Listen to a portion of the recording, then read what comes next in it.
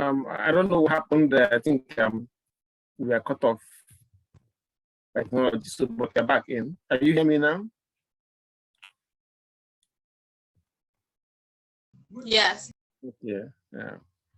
So we are still on the art of persuasion. Now, go back. Okay, I'm here. So more effective use of words is one of another important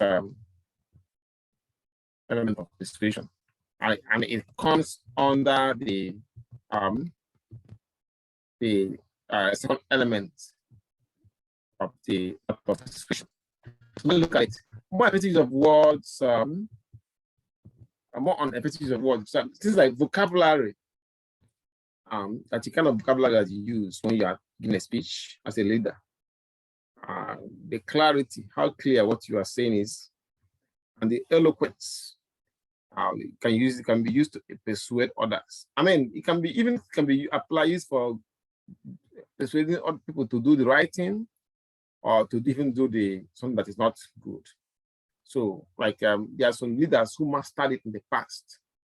Hitler, for example, Hitler of Germany was able to convince Germans to do what they do during the Holocaust because of the fact that he is eloquent. He was able to convince the Germans that they are the best race in the world, in Europe, Aryan race, and many things they did was because of the way they believe in Hitler's speeches. Now, Abraham Lincoln and others who understand how to use the right kind of convincing vocabulary, and the eloquence, were able to achieve great things. For example, Abraham Lincoln said, "Of the people, by the people, for the people." Is a common phrase he uses. Now, there are other ways, other speeches he gave, and someone like Franklin D. Roosevelt also have this popular saying: "The only thing we have to fear is fear itself." Now, J.F. Kennedy, of all the speeches he gave, he has so many of them motivating speeches. Then there's one particular sentence that I find very thrilling. It says, "Ask not what your country can do for you, ask what you can do for your country." So, I mean, there are many examples of this knowing how to use the right choice of words. So that means these motivational words are etched in the memory of the American. When you say words like that, it will arouse some innate quality in them that made them to do the right thing. I mean, when I say the right thing, I mean doing things that will align with the goal of the leader.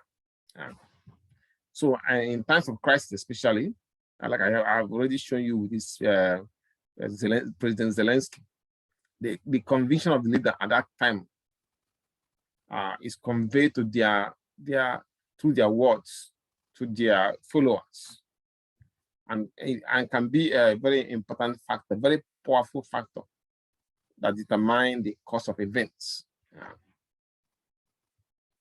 So, which brings us to rhetoric in Russia. So, rhetoric is a use of language to influence others. That's the simplest way to explain it. Using language to influence others. So it is an art of argument, and the result is persuasion. persuasion. So the ancient Greeks use it a lot. They use it a lot. Like Julius Caesar, their leaders like Julius Caesar use it a lot. They are rhetoric when talking to their people. You can see the screen. So now also great speakers like Cicero, who is in the ancient Greek as well, use rhetoric to speak and write persuasively. And American founding fathers also, they know how to speak. Now, three issues when it comes to rhetoric and persuasion are blame, value, and choice. Three issues: blame, value, and choice. All right, I just got snapped toy. Please, can you mute yourself, please? Well, look who calling me. Mr. Devon. Devon, can you mute yourself? Shane, I just got home when I was sitting out back waiting for you. All right, Devon. I'll hit you tomorrow. All right. Devon, can you mute yourself? Let me get out tomorrow. Okay. Well, we'll see what happens. Mr. Devon. Devon, we can hear you. I get up with you. Devon, turn your speaker off, Devon. Sorry.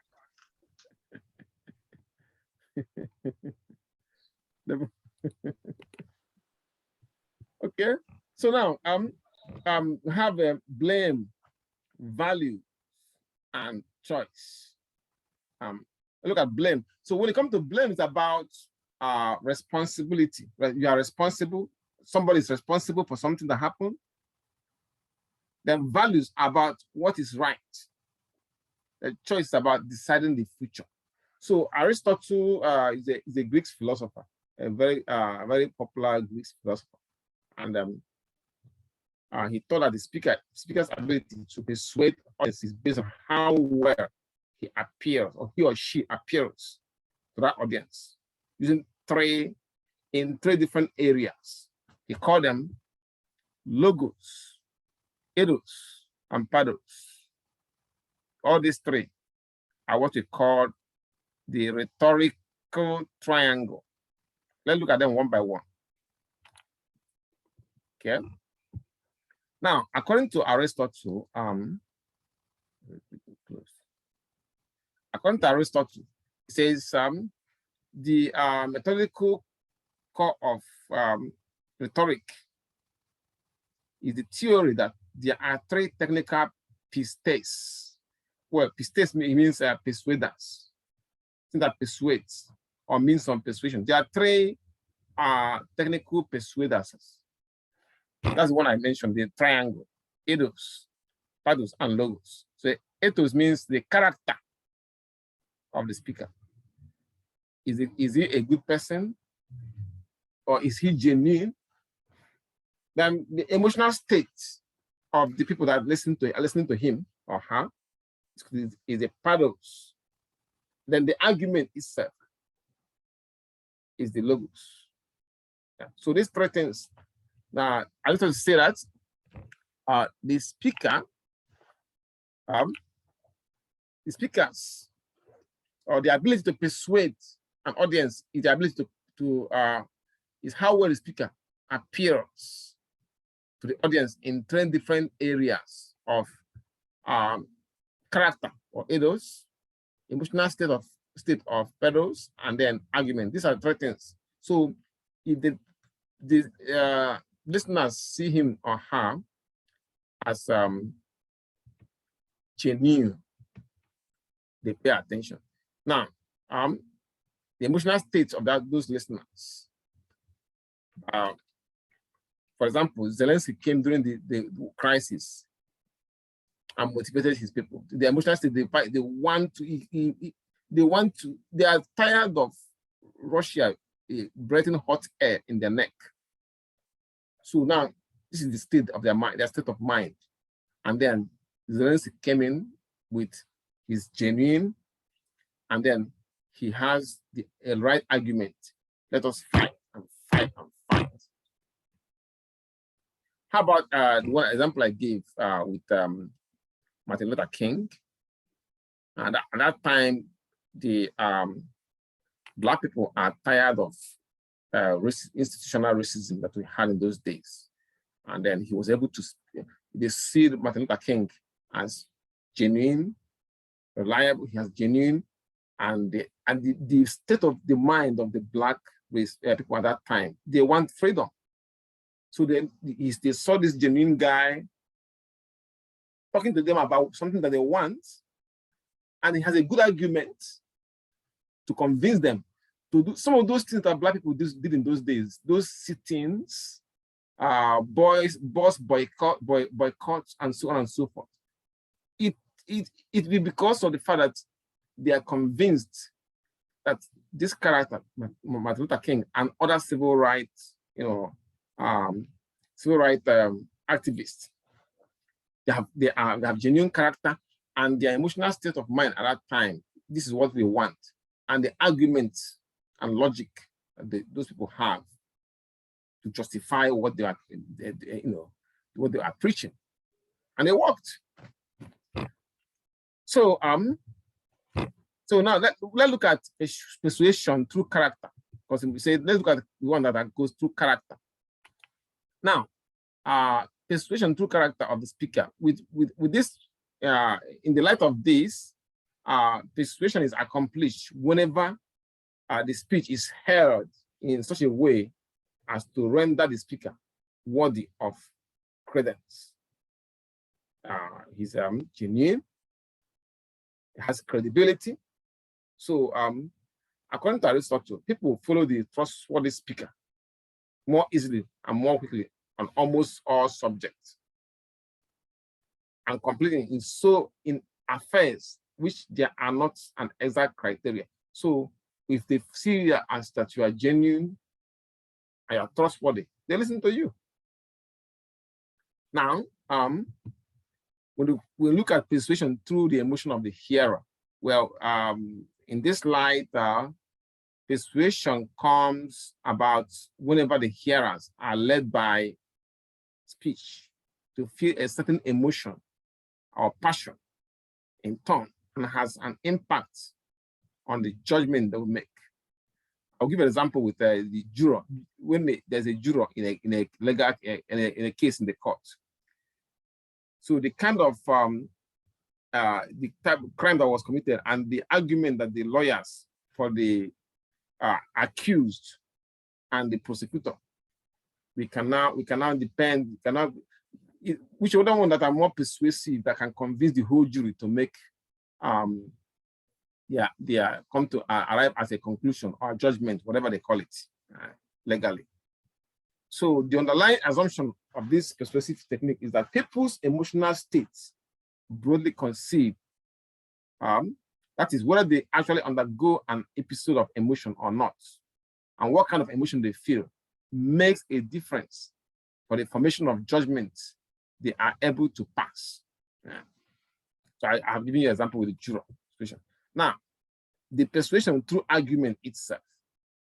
So when we look at it in this light, we have that persuasion comes through argument, that is by proving that something is the right thing to do, something is the case. So which means take up an idea above that you mentioned, or that you are preaching about, or that you are talking about. So this idea that people are mostly persuaded when they feel or believe that something has been proven by you through your arguments. So these are basically the simplified explanation of this triangle. Now we're gonna I will recommend that the third one is something that a leader have the art of persuasion is the ability to manage conflict. The ability to manage conflict. So conflict is something that that exists. Effectively, that knows that conflict is an inevitable fact of life. So it's not possible for two people to see eye to eye in everything, in every time. So what you try to have is that, not that there won't be conflict, there will be conflict, but we're looking for creative conflict, not destructive conflict. So now, according to the available published evidence, leaders can spend more than 25% of their time dealing with conflict. Conflict can come in various forms. Things like conflict between individual and groups, or conflict between, or dispute about scarce resources and rewards. When they, or strong differences in belief and values, or argument about policies. We see it every day in Congress, in the school. Right now, we have one about COVID-19, whether the children should be wearing masks or not, stuff like that. So conflict can potentially destroy opportunities and relationships if it's not managed properly. So there are strategies for dealing with conflict. There are many ways I can do it. Conflict. When applying those strategies, the following points have to be remembered. One, you have to recognize that conflict is natural. As a matter of fact, we have conflict in nature. Nature uses conflict as an agent of change. Not only that, we can view conflict as either a problem or as an opportunity. By handling that conflict properly, it might be an opportunity to make a change. Now another one is this: dealing with conflict effectively is really about who is right or who is wrong. It is more about what different people need and want. So if we can come to that, if the leader has the ability to make everyone's needs to be satisfied, satisfied reasonably, then considering everyone fairly, then conflict can be a gift of energy that can result in new and better conditions for the parties affected. So one important issue to address when dealing with conflict is this: you ask those questions to yourself. Do all parties want to resolve the conflict?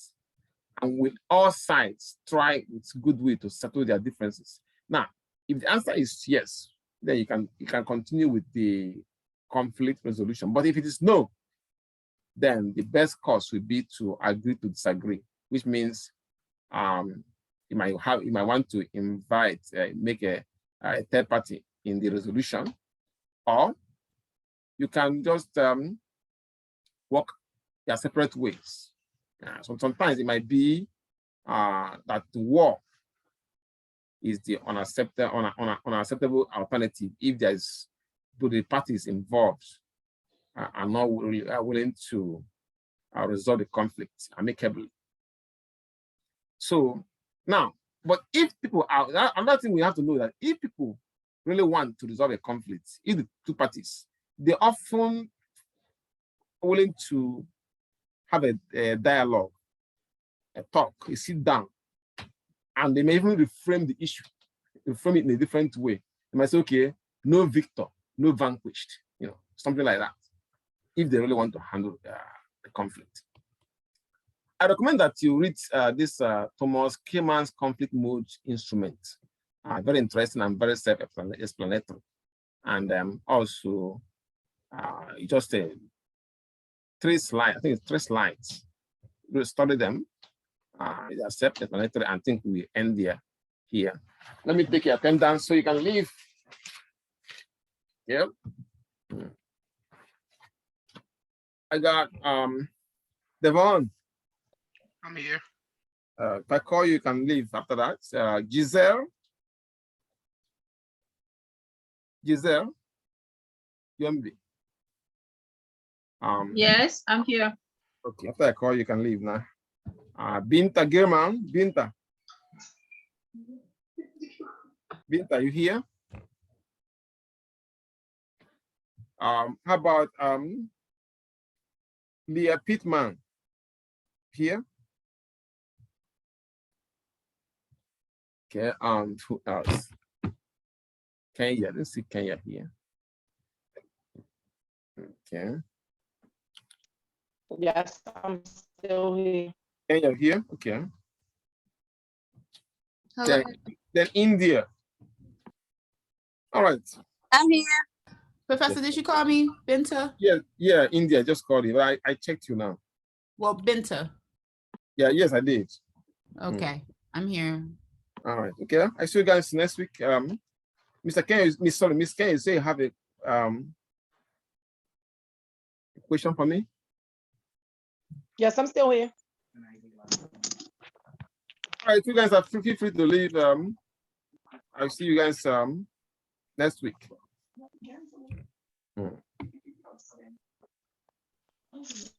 Hello? Hello? Okay. So when you responded back to my text message, I mean my email, you said that you still needed to know what questions it was. And unfortunately, I cannot see in a test. Once I clicked out of it, I couldn't see in the test because I went back to try to make sure that the answer was right. Mm. You won't let me back in so I can tell you exactly which questions it is, but I'm sure that it will show you on your side which questions was wrong. But I know that those answers were right. So in other words, that means the only option now is for me to look at those questions the questions that are wrong. Then if there's any mistake on your part, then Yes. then I'll leave it the way it is. But if the mistake is from me, then I correct it. That's the only option. Right. Yeah. So that's what I'm going to. That's what I'm going to do. I'll go through them because, like I said, a lot of students that have this kind of issue, when they send to me an email, they I usually like to see the what do they call it? Screenshot. Some of them it might be the spelling was wrong, or they added something to the question that make it wrong. So I showed them and I told them why it was marked wrong. That this is like spelling, or they added something that is not part of the answer. So I'm going to look at you are the one that you got wrong. So if they are your mistake, then I'll leave it the way they are. But if it's mine, I'll correct it. Yeah. Okay. So then my other question is, I also asked you about the assignments that are not graded on my behalf, such as the research paper was not graded. So it's only the class. It's for the class. I'll grade them this weekend, Miss Kenya. It's not only you. The whole class have not been graded for research question.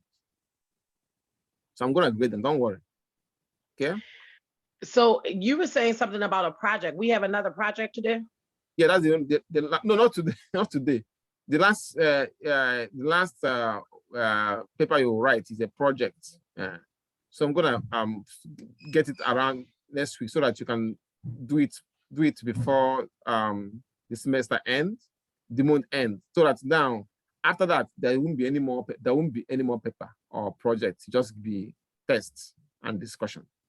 So that when the semester ends, when the semester ends, you will not be overwhelmed with a assignment. Yeah. Well, I mean, we only have 3 more weeks after the class anyway. Yeah, that's why I want to put it next week. You can start next week is midterm break, I believe, right or wrong? I'm not even sure. Yeah, I think it's midterm break. So I want to put it there anyway, so that if you like, you can be working on it during the midterm. So that so that I'll make it due on the week after we are back from midterm break. You see what I mean? Okay. All right. So All right, thank you. You're welcome. I'll let you go now. All right, bye-bye. Bye-bye.